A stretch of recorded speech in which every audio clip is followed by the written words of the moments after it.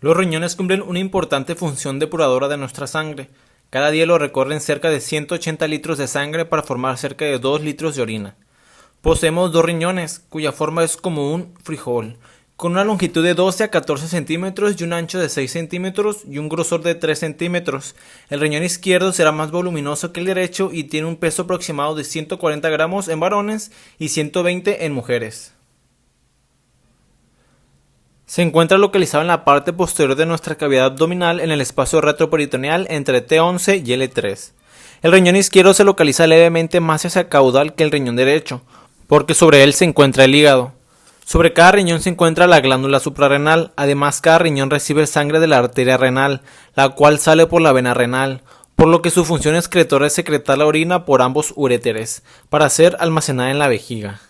La unidad funcional del riñón es la nefrona y cada riñón posee cerca de 2 millones de estos. Como elemento funcional es el encargado de filtrado, por lo tanto se relaciona con los capilares, proveniente de la arteria renal, los cuales forman un nodillo denominado glomérulo.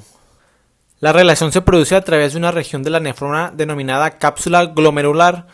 Además, la nefrona posee otros segmentos morfológicos denominados túbulo proximal, asa de Henle, túbulo distal y túbulo colector. Como la función principal del riñón es el filtrado, la consecuencia es la producción de orina.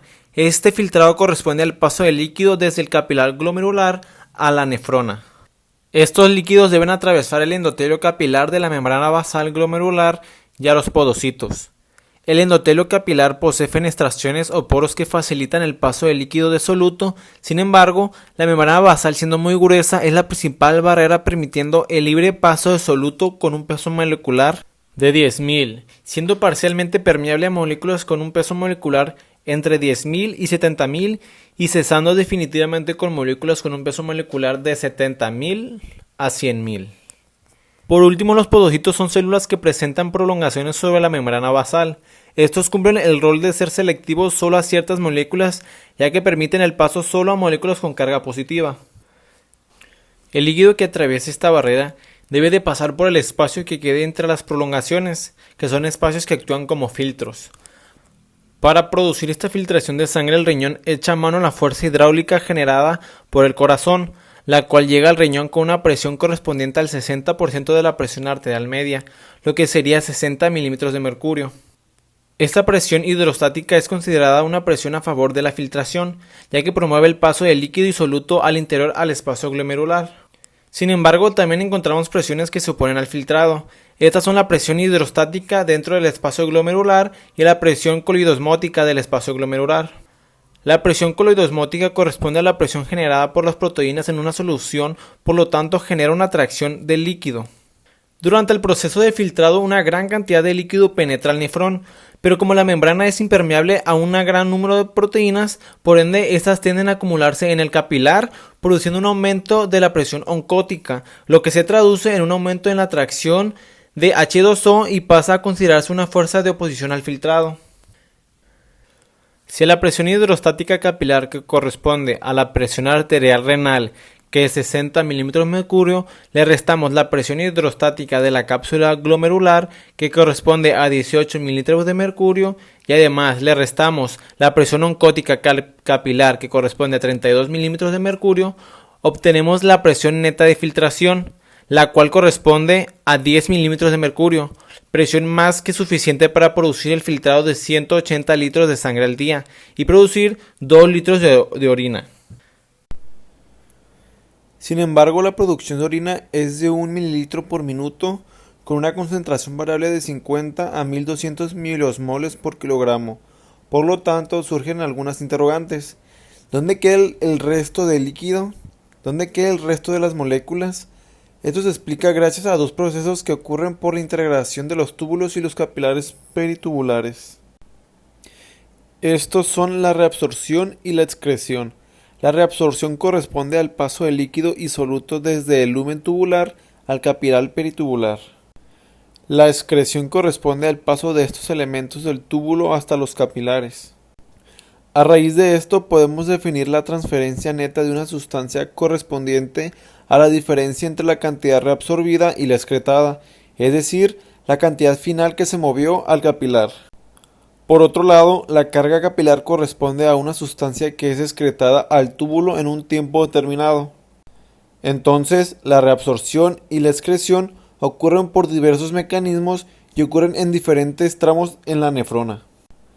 Para que una sustancia se reabsorba o se excrete, debe atravesar diferentes regiones que intervienen en diferentes espacios. Estos sitios corresponden a lumen del túbulo, al citoplasma del epitelio tubular, al intersticio y a los capilares peritubulares. Se pueden difundir por ósmosis, por transporte pasivo o por transporte activo. Las moléculas que se transportan de forma facilitada, es decir, que requieren un canal proteico, además que se transportan de forma activa, además con gasto de ATP, van a estar limitadas por la membrana dependiendo de su concentración. Esto es debido a que los canales en concentraciones elevadas de soluto tienden a saturarse y eso va a determinar un transporte máximo tubular. Estos movimientos moleculares de reabsorción y excreción no van a ocurrir igual en distintos tramos de la nefrona. Sin embargo, el proceso no termina aquí. Luego de atravesar la membrana glomerular, el líquido con sus solutos recorre un intrincado camino antes de terminar en la vejiga para formar la orina. El porcentaje de líquido que logra atravesar la membrana glomerular corresponde a la fracción de filtrado. De los 650 mililitros por minuto de sangre que recorre los riñones, luego del filtrado glomerular, unos 125 mililitros por minuto de plasma comienzan su recorrido en las porciones proximales de los túbulos, con una concentración de soluto de unos 300 miliosmoles por kilo. En el túbulo proximal se produce un intenso proceso de reabsorción. El sodio juega un importante rol de acontecimiento ya que actúa como un ion adjunto en el mecanismo de contrasporte de las sustancias como bicarbonato, fosfato, lactato y de moléculas de valor nutritivo como la glucosa y los aminoácidos. En esta sección hay un gran movimiento de agua por ósmosis. En el asa de Henle, región que continúa del túbulo proximal, se puede dividir tres regiones funcionales: la rama delgada descendente, la rama delgada ascendente y la rama gruesa de Henle. En la rama delgada descendente se produce la dilución de agua y solutos como urea y sodio. En la rama delgada ascendente se produce una difusión de solutos, pero no de agua. En la rama gruesa se experimenta una dilución del contenido de nefronas a raíz de la salida del sodio, cloro, calcio, bicarbonato, magnesio, entre otros iones. Por último, la circulación a través del túbulo distal y colector va a experimentar procesos de reabsorción de agua y iones. En el túbulo distal va a ocurrir una intensa absorción de sodio, cloro, calcio, magnesio, potasio y bicarbonato, y además una excreción a menor medida de hidrógeno. Además, en la porción caudal del túbulo distal y el túbulo colector, en presencia de la hormona antidiurética, una importante molécula liberada por la neurohipófisis, ocurrirá la reabsorción profusa de agua, jugando un rol importante en el rol de la volemia. Finalmente, la orina producida descenderá a través de los uréteres para ser almacenada en la vejiga.